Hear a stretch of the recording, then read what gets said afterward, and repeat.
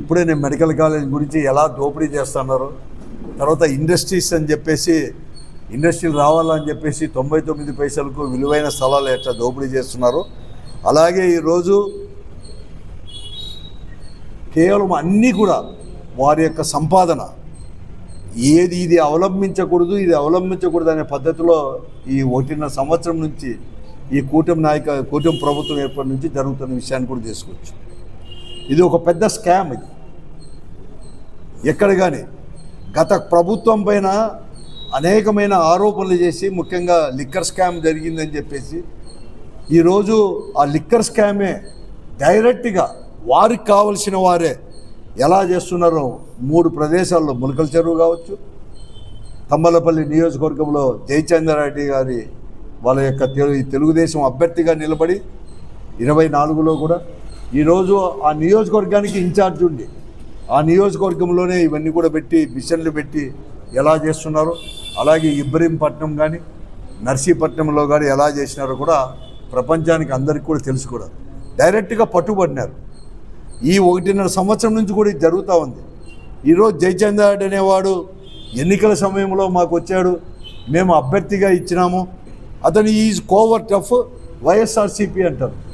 నేను ఒకటి అడుగుతాను చంద్రబాబు నాయుడు గారికి, నీకు నిజంగా కూడా మా పార్టీ నుంచి వచ్చినప్పుడు నువ్వు టికెట్ ఎట్లు ఇచ్చివి, మళ్ళీ అతన్ని ఇన్ఛార్జిగా అదే తంబలపల్లికి ఓడిపోయినా కూడా ఇన్ఛార్జిగా ఎట్ట కొనసాగిస్తున్నావు? ఎన్నికల సమయం వరకు కూడా జగన్మోహన్ రెడ్డి గారి నాయకత్వంలో ఉన్న మంత్రుల్లో 1-2 కూడా నీ మంత్రివర్గంలో కూడా ఈరోజు ఉన్నారు. ఆ రోజు మా పార్టీ శాసనసభ్యులు పార్లమెంటు సభ్యులు కూడా నీ దాంట్లో ఉన్నారు. వాళ్ళు కూడా కోవర్ట్లేనా వైఎస్ఆర్ కాంగ్రెస్ పార్టీకి? నువ్వు మంత్రులుగా పెట్టుకున్నావే, అది కూడా ఆలోచన చేయి. వాళ్ళు కూడా కోవర్ట్లేమో చంద్రబాబు నాయుడు గారు.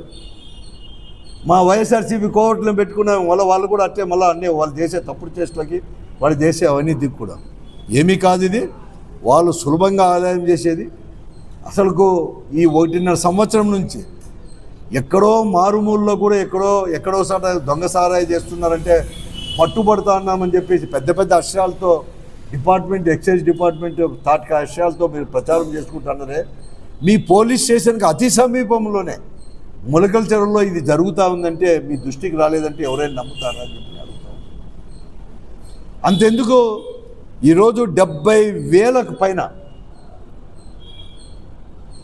ఈరోజు వచ్చేసి మీరంతా కూడా లిక్కర్ షాపులంతా కూడా ఏమంటారు దాన్ని బెల్ట్ షాపులు మీరు పెట్టుకున్నారు. ఆ రోజు జగన్మోహన్ రెడ్డి గారు ముఖ్యమంత్రి అయితేనే 43,000 ఈ రాష్ట్రంలో బెల్ట్ షాపులు ఉన్నాయని చెప్పేసి ఒకే ఒక పెన్ స్ట్రోక్తో అన్నీ కూడా రద్దు చేసి ప్రైవేటు కాకుండా ప్రభుత్వ ఆధ్వర్యంలోనే తీసుకొని రావాలని చెప్పి ఒక నిర్దిష్ట వేళలు కూడా చేసి ఈ సమయంలోనే ప్రభుత్వ ఆధ్వర్యంలోనే లిక్కర్ షాపులు కూడా ఓపెన్ చేయాలి. ఆ తర్వాత అనేది కూడా 8 గంటల తర్వాత రాత్రి 8 తర్వాత ఎక్కడ కానీ ఓపెన్ చేయకూడదని చెప్పేసి బెల్ట్ షాపులే లేకుండా చరిత్ర YSR Congress party. Permit room కూడా ప్రభుత్వం ఎక్కడ కానీ పర్మిట్ రూమ్ లేదు. ఈరోజు 70,000 వచ్చేసి బెల్ట్ షాపులే కాదు, ఎక్కడ చూసినా కూడా పర్మిట్ రూముల పేరిట జిల్లా కేంద్రాల్లో కూడా విచ్చలవిడిగా ఎమ్మెల్యేల తెలుగుదేశం పార్టీ శాసనసభ్యుల యొక్క ఆధ్వర్యంలో ప్రతి నియోజకవర్గంలో ఇది ఆన్ రికార్డ్. నేను చెప్తున్నాను, అనంతపురం దగ్గర నుంచి ప్రతి ఒక్క జిల్లా కేంద్రం నుంచి ప్రతి ఒక్క షాపుల్లో కూడా ఇది జరుగుతున్నది వాస్తవమా కాదా? అందరికీ తెలిసేది. ఈ డబ్బంతా కూడా ఊరికి అందరూ అంటున్నారు కానీ తెలుగుదేశం వాళ్ళకే కాదు, అధినాయకునికి ఆయన కుమారునికే చేరుతూ ఉంది కాబట్టే ఈరోజు జరుగుతూ ఉంది. ఇది ఈరోజు ఒప్పుకుంటున్నారు. ఈరోజు జరిగింది అయితే వాస్తవము. అక్కడ ఇవంతా కూడా బెల్ట్ షాపులే కాదు, ఈరోజు మద్యం అనేది కూడా కల్తీ మద్యం అనేది కూడా షాపుల్లో కూడా వస్తున్నది మాత్రం వాస్తవం అంటున్నారు. ప్రతి 4 బాటలకు కూడా ఒక బాటల్, లేకపోతే ప్రతి 3-4 బాటలకు ఒక బాటల్ వచ్చేసి మద్యం బాటలు వచ్చేసి ఇదంతా కూడా కల్తీ మద్యమే. ఇది ఆన్ రికార్డ్ అందరూ కూడా చెప్తా ఉన్నారు. ఇండైరెక్ట్గా నిన్న ముఖ్యమంత్రి గారు కూడా ఒప్పుకున్నారు, చర్యలు తీసుకుంటాయంట. ఎట్లా తీసుకుంటారు? అంతా మీ వాళ్ళే, నీకే చేరుతుంది ఆదాయం అంతా కూడా మీ వాళ్ళే ధైర్యంగా చెప్తున్నారు. మమ్మల్ని అంటే ఏం ప్రయోజనం, ఆయన చెప్పింటేనే కదా మేము చేసింది అని చెప్పి మీ వారే చెప్తాను. కాబట్టి ఏమీ లేదు, తప్పకుండా కూడా ఇవన్నీ కూడా ఓన్లీ దోపిడీ కేవలం వాళ్ళ అధికారంలోకి వచ్చింది అన్ని రకాల దోపిడీ చేసుకోవడమే. భూదందాలు జరుగుతున్నాయి, అట్లే జరుగుతున్నాయి, ఎక్కడ చూసి జరుగుతున్నాయి. వాళ్ళ శాసనసభ్యులే డైరెక్ట్గా ఇన్వాల్వ్ అవుతున్నారు. అది ఈ ప్రభుత్వం యొక్క పనితీరు కూడా ప్రభుత్వం జరుగుతుంది. దాంట్లో మద్యం కుంభకోణం అనేది చాలా పెద్దది.